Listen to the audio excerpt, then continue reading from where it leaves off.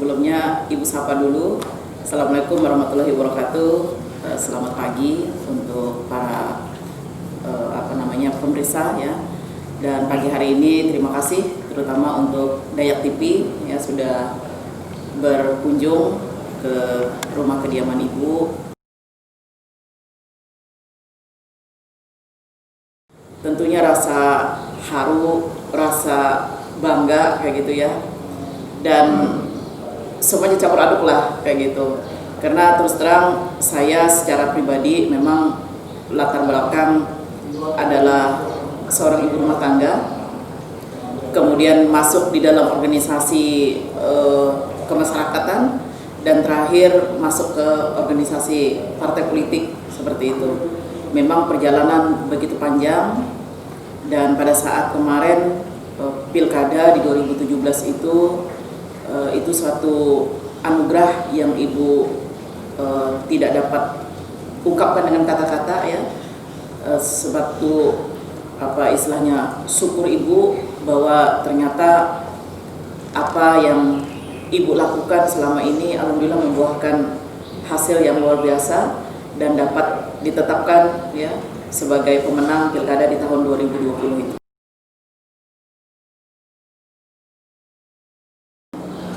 Jadi itulah seorang perempuan ya. Jadi wanita itu bisa mohon maaf kalau kadang Ibu sering mengungkapkan perasaannya dengan teman-teman ya gitu kan. Wanita itu kelebihannya banyak seperti itu. Bisa rangkap jabatan baik sebagai wanita karir, begitu juga sebagai ibu rumah tangga. Tadi Ibu sampaikan bahwa latar belakang Ibu awalnya adalah seorang ibu rumah tangga, aktif di organisasi kemasyarakatan, bahkan terakhir di partai politik. Dan alhamdulillah yang tadi step by step yang sudah Ibu lakukan selama ini menjadi anggota DPRD. Kalau ini tadi 2 periode, sebenarnya 3 periode ya. Ibu menjadi anggota DPRD 3 periode, tapi pada saat periode yang ketiga karena Ibu mencalonkan diri sebagai Bupati Kota Waringin Barat, akhirnya 1 tahun pada saat itu Ibu mengundurkan diri menjadi anggota DPRD. Nah, jadi sebagai politisi juga di salah satu partai yang besar ya, Partai Golkar, tentunya Ibu ditempa di sana sejak awal sebelum menjadi istri Bapak Haji Ruslan ya. Ibu memang aktivis juga ya di organisasi kepemudaan seperti itu. Nah, jadi inilah yang membuat Ibu merasa kuat kayak gitu, merasa semangat seperti itu perjalanan waktu. Dan alhamdulillah selama perjalanan itu sejak Ibu masih belum rumah tangga sampai berumah tangga, bahkan menjadi istri dari Bapak Haji Muhammad Ruslan yang notabene juga beliau sebagai seorang pengusaha ya di Kota Waringin Barat ini, dan juga sebagai ketua Partai Golkar pada saat itu kabupaten ya, dan alhamdulillah saat ini beliau menjadi ketua Partai Golkar Provinsi Kalimantan Tengah. Saya punya komitmen dan punya prinsip. Saya tidak pernah pindah partai seperti itu. Dari awal sampai saat ini saya orang kader Partai Golkar. Jadi saya dalam hidup itu kan kita harus punya pilihan ya, harus punya prinsip. Jadi walaupun pada saat pada saat era rejimnya Bapak Presiden Soeharto, pada saat itu reformasi, Partai Golkar juga salah satu partai yang dianggap ya tidak tidak ini lagi lah di Indonesia ini, kapan perlu dibubarkan, bahasa seperti itu. Tapi alhamdulillah di 2004 kalau tidak salah pada saat itu malah Partai Golkar pemenang pada saat itu. Nah, Ibu waktu saat itu adalah periode pertama menjadi anggota DPRD. Walaupun saat itu badai gelombang ya dihantam seperti itu, ada juga yang mengiming-imingi Ibu, kenapa harus bertahan di Partai Golkar, kenapa tidak pindah saja ke partai ini gitu kan. Tapi saya sampaikan pada saat itu kecuali kalau Partai Golkar itu memang sudah tidak ada lagi di Indonesia ini, dibubarkan, mungkin ya kita namanya orang politisi kayak gitu kan, yang memang berkecimpung juga di sana.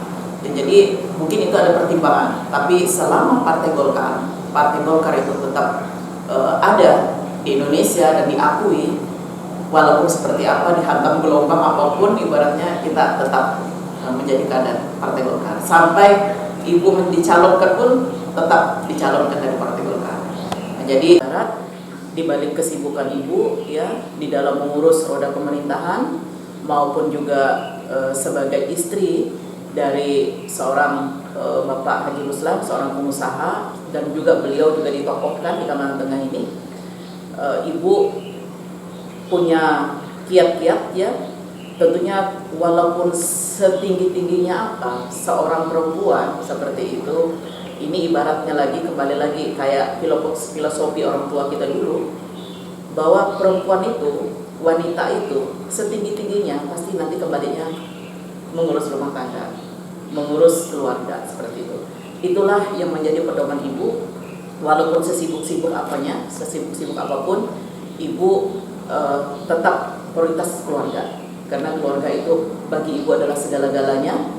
Karena tanpa keluarga, tanpa support dari keluarga, tanpa dukungan dari keluarga, tanpa doa dari keluarga, tentunya apa yang ibu lakukan itu sia-sia ya. Karena bagaimanapun restu keluarga itu paling utama. Nah, jadi alhamdulillah selama ini kita di dalam internal keluarga, di dalam mengurus keluarga, termasuk ibu masih menyempatkan waktu untuk mengurus keluarga ya, terutama keluarga kecil ibu. Ada anak 3 seperti itu. Nih kebetulan karena COVID ini anak-anak pada ngumpul semua ya, karena pakai daring. Yang 2 sebenarnya di Jakarta, karena kondisi COVID ini semuanya pada daring, akhirnya mereka pulang ke rumah semua.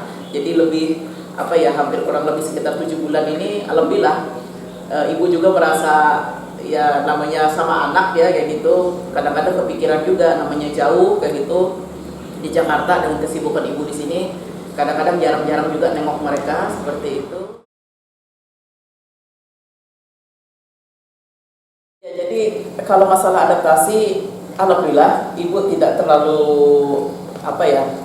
tidak terlalu sulit ya, karena memang yang ibu sampaikan tadi sejak muda ini ya memang aktivis juga kayak gitu. Jadi setelah ibu gabung di organisasi kemasyarakatan, terutama partai politik ini, dan menyesuaikan dengan rumah tangga, kebetulan juga bapak suami ya Pak Haji Ruslan orang politikus juga, jadi nyambung kayak gitu loh. Jadi nyambung bahasanya seperti itu. Jadi bagi ibu tidak ada hal dan tidak ada kendala ya. Jadi lumrah, dan saat ini pun anak-anak, terutama kebetulan anak-anak ibu juga sudah memahami yang namanya dunia politik kayak gitu. Jadi kadang-kadang diskusinya juga kita masalah dunia politik, karena bagaimanapun kita ini kan dari lahir ibaratnya sampai kita lepas dari orang tua, kemudian kita berkarir sesuai dengan tupoksinya masing-masing, yang namanya dunia politik itu tidak akan lepas dari kehidupan kita. Jadi anggota DPR ya pada saat itu memang kesibukan ibu tidak terlalu sepadat pada saat ibu menjadi bupati ya. Kenapa? Karena di DPR itu kan dia sifatnya internal dan tidak begitu luas cakupannya, karena dia berdasarkan dapil daerah pemilihan gitu kan. Nah tapi setelah jadi bupati, otomatis ibu ini kebetulan memang sebagai seorang ibu ya, wanita, ibunya keluarga, anak-anak, dan juga ibunya orang banyak di Kobar ini, semuanya kan panggil ibu kayak gitu kan. Nah itulah kadang dilematis seperti itu ya. Nah, karena memang ibu konsekuensinya, karena ini sebelum ibu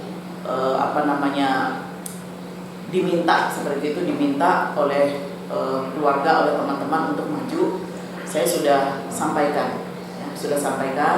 dengan suami, dengan anak-anak, izin. Pada saat itu ibu sampaikan, jika kalian tidak berkenan, mama, ibu maju di pilkada ini, tidak ada masalah. Karena terus terang pada saat itu kan kita yang namanya bertanding ini ingin menang, tidak berbicara kita Untuk apa kita bertanding kalau mohon maaf aja buang-buang energi kayak gitu kan, mendingan tidak usah kayak gitu kan. Karena kita punya keyakinan, optimis, kita jadi pemenang seperti itu, jadi juara. Nah jika saya sampaikan dengan terutama bapak, ya, bapak terus dengan anak-anak, keluarga kecil ibu, saya sampaikan kalau kalian memang ikhlas, tentunya konsekuensi sebagai seorang pemimpin ini separuh badan ini milik pemerintah, milik masyarakat, separuh badan ini milik keluarga. Mungkin kira-kira semuanya, bukan cuma separuh lagi kayak gitu kan, semuanya. Karena kondisi saat ini, ya mohon maaf, dengan pemilihan langsung ini, kan otomatis suara rakyat itu adalah suara Tuhan katanya. Konsekuensinya kita harus kembali ke masyarakat. Tidak bisa kita menganggap remeh suara masyarakat, suara rakyat ini. Kita bertanggung jawabkan kepada mereka.